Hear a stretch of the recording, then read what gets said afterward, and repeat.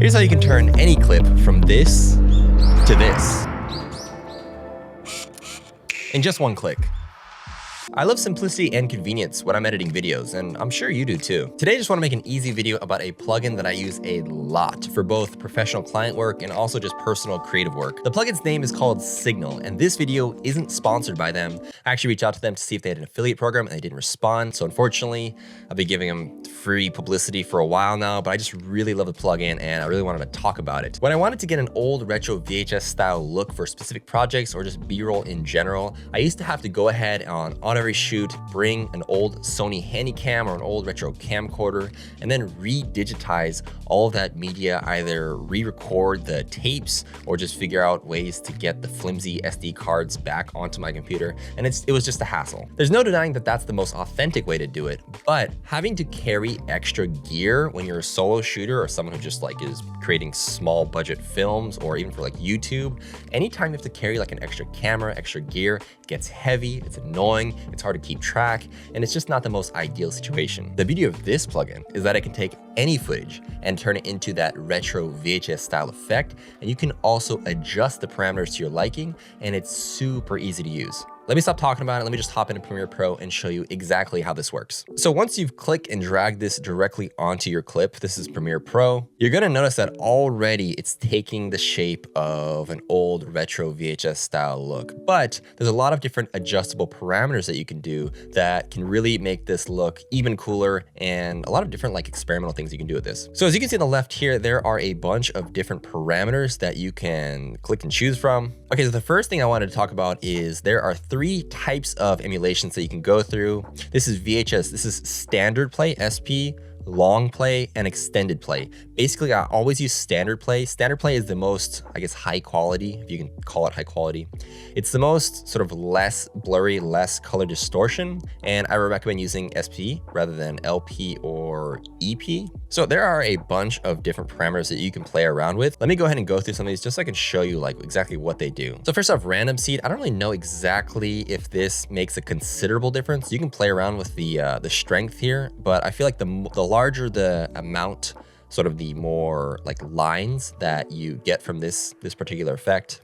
The signal strength is something that I always play around with. Right now it's automatically set to 40, but let's just say you set it to 1. Immediately you can tell that it has a lot more chromatic aberration. It really accentuates that. Again, if we show it from 1, let's go back to like, I don't know, like 70.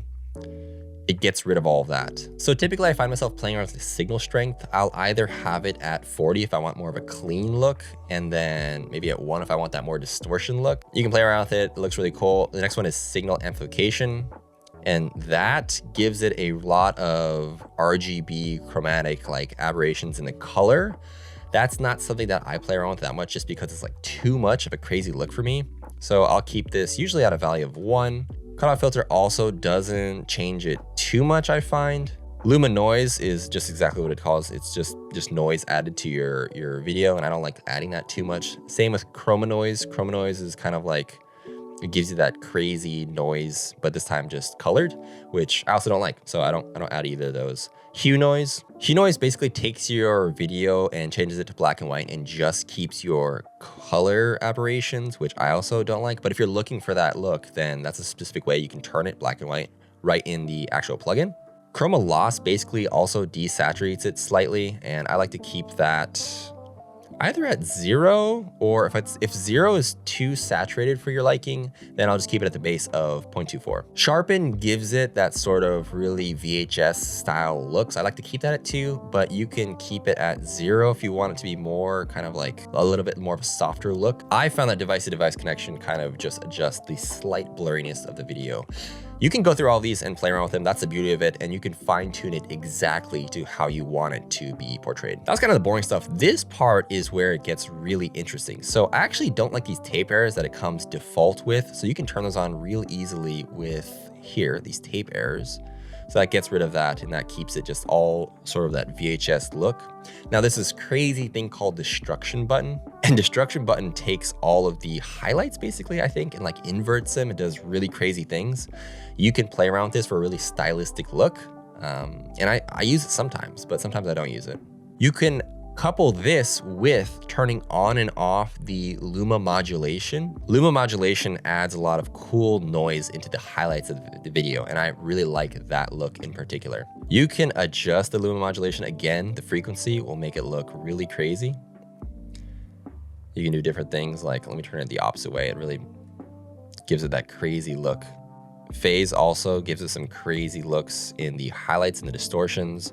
There's a lot of different ways that you can make this really incredible. The cool thing about all this is that you can keyframe all of this. So you could keyframe it to like less extreme to more extreme. And there's different ways that you could play with the transitions between clips. Old TV screens have like this weird warped effect where if you're looking for that, you can actually apply this in the actual plugin, but I typically don't touch that. Also fine distortion. There's kind of a similar look. These are all ways of just making it more authentic looking. If you couple fine distortion with distortion speed, typically, if you just want it to be a little bit more, I don't know, let's just say subtle, you could lower the values and then press play and then it'll give you something like that, which it's a cool look, but I typically don't use that. The only thing that I really use in this section very often is the roll speed. Roll speed's pretty cool. If you press 1, for instance, it'll actually roll the video entirety down or up. I think you can do like -1 as well. You've also got all these extra experimental parameters, low pass, filter in, the different strengths of low pass, et cetera, phase shifting. And basically all these parameters allow you to fine tune the actual VHS look of your footage, which is an amazing way to bring life into maybe an old shot that you had in your archives and you want to use it in a specific way, or you're looking for a VHS style look and you don't want to shoot in VHS footage. Like this is all shot in the Sony FX3 with a cinema lens, and now it kind of looks like it was shot on an old camcorder. I've used this effect a lot recently and I've been getting a lot of questions about it, so I just wanted to make this video kind of detailing the ease of use of this plugin and really what it is capable of. This plugin isn't free, unfortunately. Sometimes they do sales, but typically it's like around $30 to $40. I'll link it below, but I think it's really worth the money, especially for the amount of time that I've put into it, the amount of times I've used it across both professional client work and personal work. It's, of all like the VHS plugins I've seen, it's the most authentic looking, and it looks way better than just applying like an old kind of TV cutoff filter on top of your footage and pressing soft light or doing like an overlay. It just doesn't look that great. And this, it's just a unique look that you can add to your workflow. If you like this video, please of course subscribe. But if you like this style of content, I actually just released my first masterclass called The Odyssey. It's a 14 module full in-depth course going over everything from mindset to a full professional shoot breakdown, how I talk to clients, how I manage finances, how to price your work, basically how to navigate all the difficult things in being a professional creator or creative. I'll link the course in the description. If you have any questions on that or this video in general, please leave them in the comments below. Thanks again, and I'll see you guys in the next one.